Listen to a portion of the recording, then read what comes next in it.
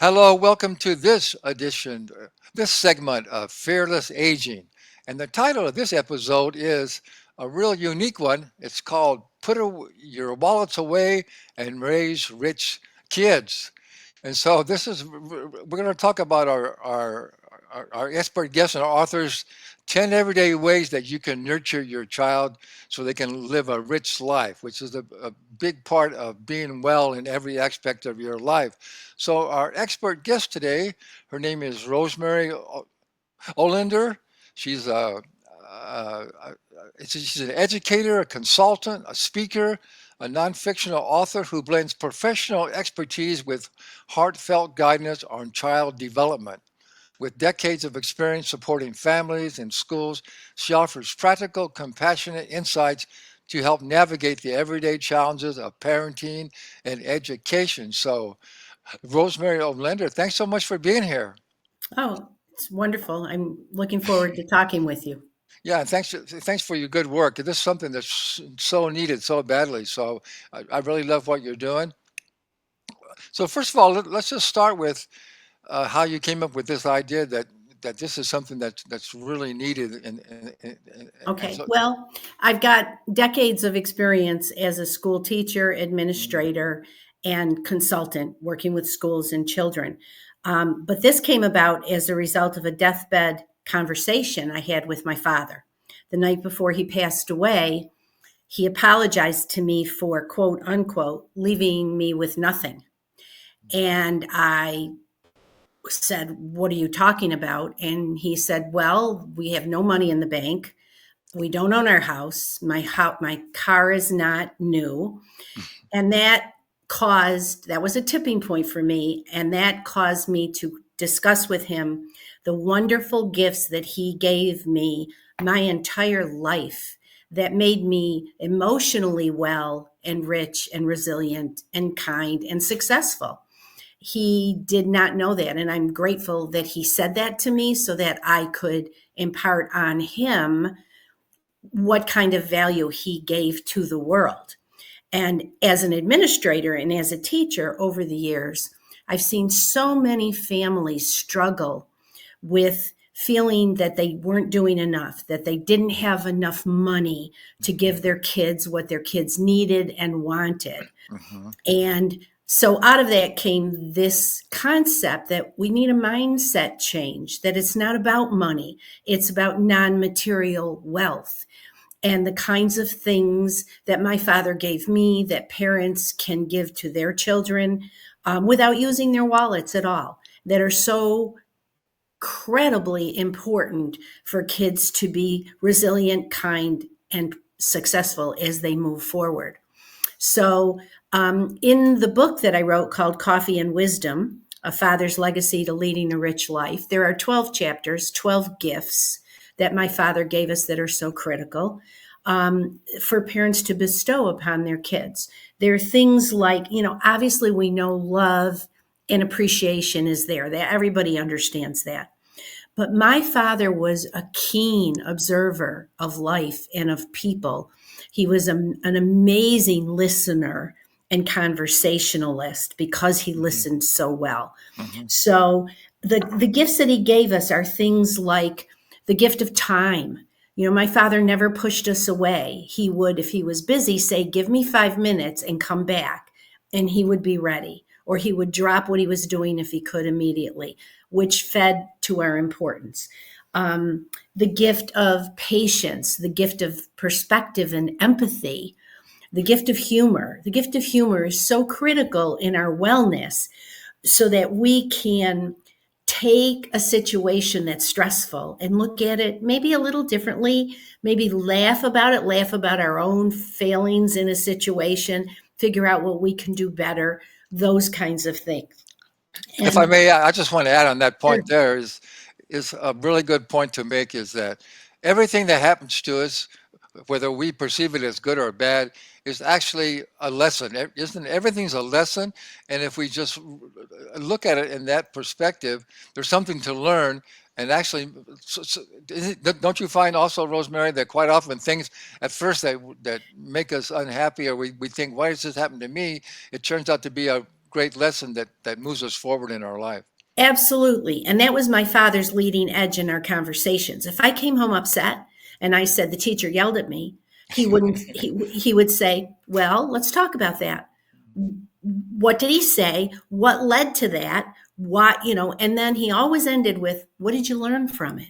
Yeah. What What did did you you learn? learn from this? As Yeah. long as you learn something and you analyze it and you take it apart and you say, okay, you won't make that mistake again, or you might do something differently again. Or if you choose to do it the same way, you kind of know what the result is going to be. And if you can live with it, okay.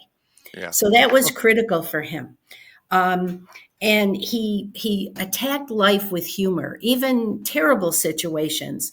I have reflections, a lot of reflections in the book that talk about how he modeled grace in everyday life, how Well, he used tiny little moments to teach us some wisdom about what we were seeing and how to analyze it.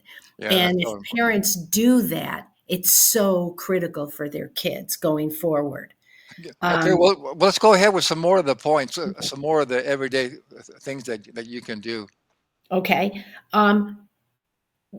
Ground your children in family stories and family culture and family traditions. Foods, your cultural foods. Why are they important to you? Kids need to know they belong to something bigger than themselves and that they're an important part of it. Mhm. So sharing that and having even the rules you have in your house ground kids and give them some security, because if they're consistent, my mother and father were always on the same page and made sure that we understood what the rules were and why they were important. Is another thing is to understand that parenting is not perfect. You're going to make mistakes.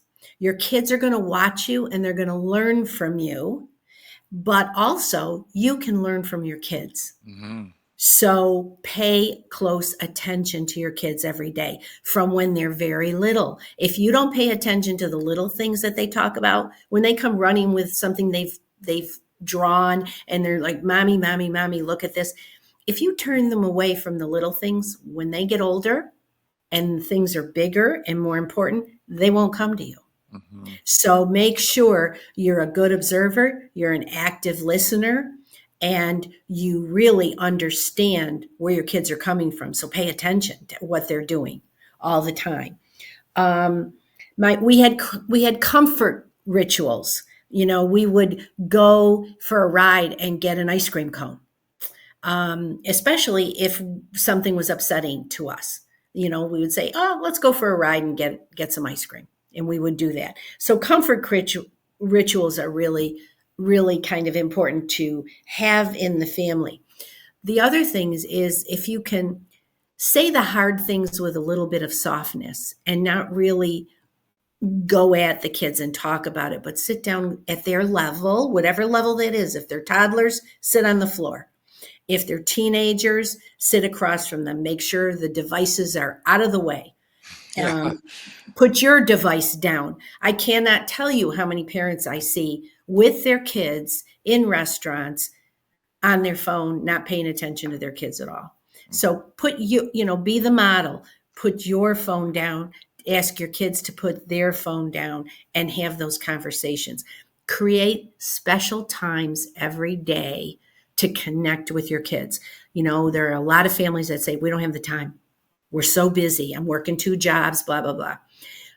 It doesn't take a lot of time. 3 minutes, a walk from the kitchen door to the school bus is time enough to instill something in your kids and to Mhm. say, I want you to have a good day today in school. Do me a favor. When good things happen, I want you to come home and tell me 2 or 3 things that excited you. And if something upset you, I want you to come home and tell me. So you're with them the whole day. And so you want to create those times. Yeah, that's so good. Before we go on, Rosemary, we only have a couple of minutes left to go, so I'm going to let our audience know that first of all, you have a great tip sheet for parents. It's called "Raising Children with Heart, Legacy, and Love," and we'll put a link in the show description where you can get that free tip sheet. And then also on your website, people can learn the 10 everyday ways to nurture a rich life in your child. So we'll definitely let you know how you can access Rosemary and all the information that she has to offer you. And so, yeah, we've just got a couple of minutes left. So how about give us what would you say the top three things that a parent should start doing right now to really help to ensure that they're raising kids to have a rich life? Make sure that you're connecting with your kids. And so Mhm. that means you need to, as I said before, you need to pay close attention to what they're saying, doing, and even thinking if you can get it out of them. You need to you need to create the moments, the ordinary moments that can be extraordinary. Okay. Don't celebrate grades, celebrate effort, Mhm. celebrate progress towards grades. That's So good. you've got to keep encouraging them to go forward. They don't need, if you're expecting perfection, you're going to not help them become secure Yeah. because nobody's perfect. So what's number two? So that's so well, it's kind of one and two, but number two Okay. would be, you know, you as a parent need to model the values you want to see in your Yeah, kids. absolutely. Because if you don't do that, they're watching you all the time and they're listening all the time through doors. So make sure you're modeling. If you're bullying a friend or you're bullying your spouse, your kid's going to be a bully. They're going to Yeah, say, well, it's okay to yeah, do that. So yeah, that's it. yeah, And another thing is um, let your child teach you. Find situations for your kids to teach you something. If they come home and they're excited about something they learned in school, be patient. Patience is a key. And listen to what they're saying about that. Say, yeah. oh, I don't know about that. Teach me. Yeah, that's so good, Rosemary. Well, we're really out of time, but I really love what you're doing. You're offering a great service, so I really encourage our audience to go and check you out, and to particularly get your free tip sheet, and then learn more about how you can help them out. So, thank you for being here. I really appreciate what you're offering, and thanks to our audience for being here as well. So I was in our shows with the saying that knowledge without action is useless. So we always give you some great information and wisdom, but you got to take action on it. So go out and take action on it and check out what Rosemary has to offer you. Thanks everybody for being here. Thank you.